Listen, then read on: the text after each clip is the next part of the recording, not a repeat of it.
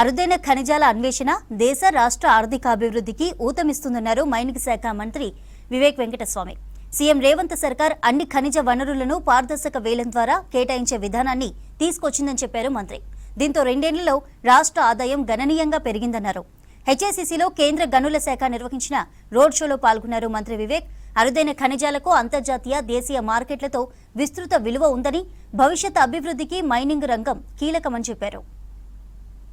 Of these critical minerals, which has a lot of value both in the country and internationally, will have a very big positive impact on the economic conditions of this country.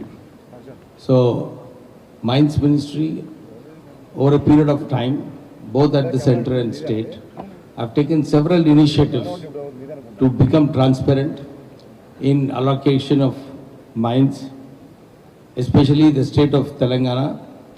Our Honorable Chief Minister Mr. Revanth Reddy Garu has taken the initiative of saying that all minerals should be auctioned.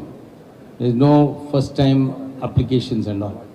So during the last 2 years, with this new policy of auctioning all the minerals, the revenues of the state government has increased, and we are seeing a lot of activity from private bidders for coming and participating in these auctions. So the central government also has taken this initiative, and critical minerals has been a big opportunity where we have not explored earlier. So this is one area where we need to do much more. And I'm sure in the coming years, there will be a lot more opportunities for public sector units, for private bidders to get into this segment.